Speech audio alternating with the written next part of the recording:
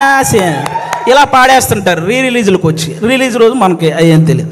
అలా అంటే ఆ విధంగా ఎవరికి వాళ్ళు సలహాలు ఇచ్చేసి ఆ సినిమాని ఏదో రూపంలో చంపేస్తూ వస్తున్నారు. దానివల్ల ఎక్కువ నష్టం ప్రొడ్యూసర్లకే జరుగుతుంది.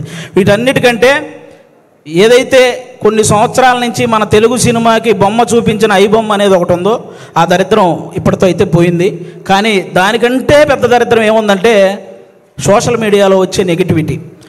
అంటే లెజెండరీ యాక్టర్స్ దగ్గర నుంచి ఇప్పుడిప్పుడే ఎదుగుదామని వస్తున్న ప్రతి యాక్టర్ మీద కూడా సోషల్ మీడియాలో విపరీతమైన నెగిటివిటీ. అది కొంతమందికి అంత ఇప్పుడు నాలాంటి వాడు మీరు చేశారనుకో నాకు పెద్ద బాధ ఏమి ఉండదు. నేను మా ఇంట్లో అమ్మా నాన్నలకు నేను చెప్పుకోగలను, అవేం పర్లేదు నేను చూసుకుంటాను.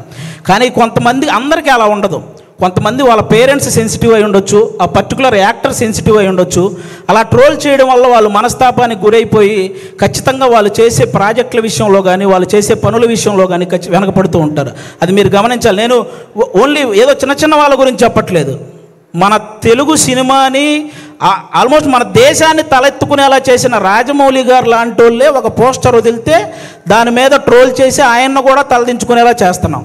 అరే ఒక అనుకున్న ఈవెంట్లో అనుకున్న టైం ప్రకారం ఒక గ్లిమ్స్ ప్లే అవ్వలేదని ఎమోషనల్ అయ్యాడు. అంటే ఆయనకు ఆ సినిమా పట్ల ఉన్న హార్డ్ వర్క్ గురించి, ఆయనకు ఆ సినిమా పట్ల ఉన్న డెడికేషన్ గురించి మనం హ్యాట్స్ ఆఫ్ చెప్పాల్సింది పోయి అందులో కూడా ఏవో కారణాలు వెతుక్కొని ఎలాగోలాగ ట్రోల్ చేయాలి. అక్కడ తప్పు జరగలేదు అసలు. ఆయన బేసిక్గా నాకు రామాయణం మహాభారతం అంటే చాలా ఇష్టం అని చెప్పిన వ్యక్తి. అలాంటి వ్యక్తి ఎవరైనా రాముడి గురించి నాకు తీసే అవకాశం వచ్చిందని చెప్పిన వ్యక్తి. ఆయన ఆ రోజు హనుమంతుడి మీద అలిగాడే కానీ అవమానించలేదు. ఇది ఒక్కటి అందరూ గుర్తుపెట్టుకోవాలని నేను మనస్ఫూర్తిగా కోరుకుంటాను. ఒకరు కాదు, సినిమా కోసం ఎన్టీఆర్ గారు సన్నబడితే ఆయన మీద ట్రోలింగ్, మన బాలకృష్ణ గారు మాట్లాడితే ట్రోలింగ్, అల్లు అర్జున్ గారు నవ్వితే ట్రోలింగ్, సాయి ధర్మ తేజ్ గారు యాక్సిడెంట్ అయ్యి ఆయనకు మాట్లాడడానికి ఇబ్బందిగా ఉంటే దాని మీద కూడా ట్రోలింగ్. అరే మనం బయట దేశాలకు వెళ్తే జస్ట్ మనం బాహుబలి అంటే కానీ ఓ మీరు ఇండియనా అనే పరిస్థితి ఉండదు. అలాంటి ప్రభాస్ గారి లుక్స్ మీద ట్రోలింగ్, రామ్ చరణ్ గారి చికిరి చికిరి అనే సాంగ్ పక్క దేశాలలో కూడా రీల్ చేస్తున్నారు. అలాంటి ఆ స్టెప్పుల మీద ఇక్కడ ట్రోలింగ్. ఒకరు కాదు, విజయ్ దేవరకొండ గారి మీద మన ఇండస్ట్రీ వాళ్ళే ట్రోలింగ్.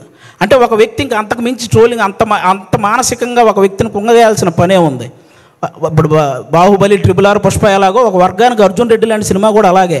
అతనికి బౌన్స్ బ్యాక్ అయ్యే టైం కూడా ఇవ్వకుండా అతని మీద అంత ట్రోల్ చేస్తూ ఉంటే అతను ఎంత ఇబ్బంది పడతాడో ఆలోచించాలి. ఒక శ్రీలీల అని ఒక తెలుగు అమ్మాయి ఇక్కడి నుంచి బాలీవుడ్, తమిళనాడు ఇలా వెళ్ళి అన్ని ఇండస్ట్రీల్లో వర్క్ చేస్తుంటే ఆ అమ్మాయి డ్యాన్స్ చేస్తుంది కానీ యాక్టింగ్ పెద్ద. ఇప్పుడు భగవంత కేసరి అనే సినిమా నేషనల్ అవార్డు దృష్టికి వెళ్ళిందంటే బాలకృష్ణ గారి పర్ఫార్మెన్సు, అలాగే అనిల్ రావుపూడి గారి కథతో పాటు శ్రీలీల గారి పర్ఫార్మెన్స్ కూడా వన్ ఆఫ్ ద రీజన్ కదా. అలాంటి అమ్మాయిని అంత బ్లేమ్ చేయడం ఏంటి? ఒకటిగా మెగాస్టార్ చిరంజీవి గారి మీద డీప్ ఫేక్ AI వీడియోలు చేశారబ్బా. ఇంతకంటే దరిద్రం ఏమైనా ఉంటుందా? నాకు